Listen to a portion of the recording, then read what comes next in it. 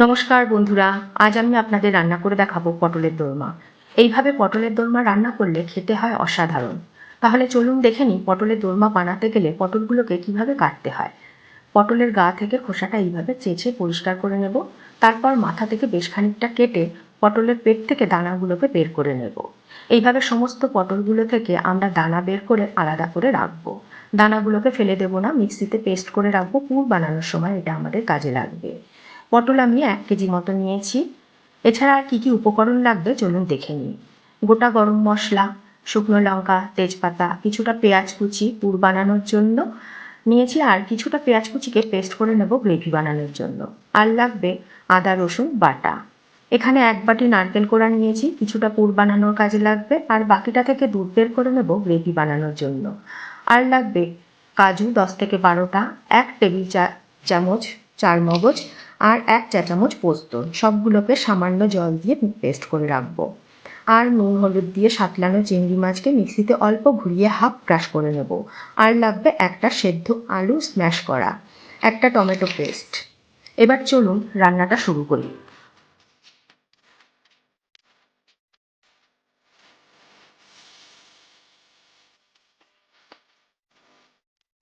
পটলগুলোকে একটু নুন মাখিয়ে নেব। প্যানে সর্ষের তেল দিয়ে পটলগুলোকে হালকা করে ভেজে তুলে নেব।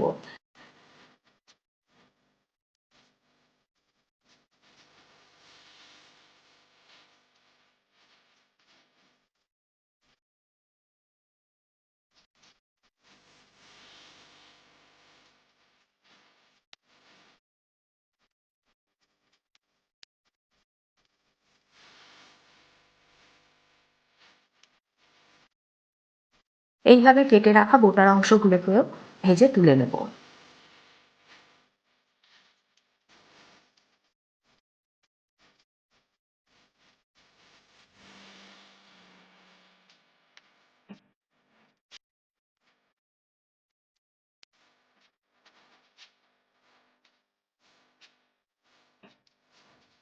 এবার পুরটা বানিয়ে নেওয়া যাক। প্যানে সর্ষের তেল দিয়ে পেঁয়াজ কুচি দেব, একটু নেড়ে হালকা বাদামি রং ধরলে রসুন বাটা, আদা বাটা, কাঁচা লঙ্কা বাটা দিয়ে ভালো করে কষিয়ে নেব। এই সময় পরিমাণ মতো নুন ও হলুদ দিয়েছি। এরপর দিয়ে দেব জিরে গুঁড়ো, ধনে গুঁড়ো ও 1 কাপ নারকেল কোড়া।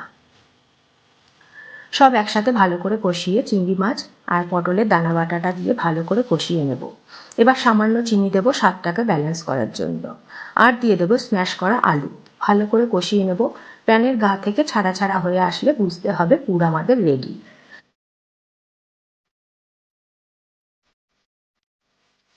এবার পটলের মধ্যে পুর ভরে বোটার অংশটা দিয়ে ঢাকা দিয়ে টুথপিক দিয়ে গেঁথে দেব।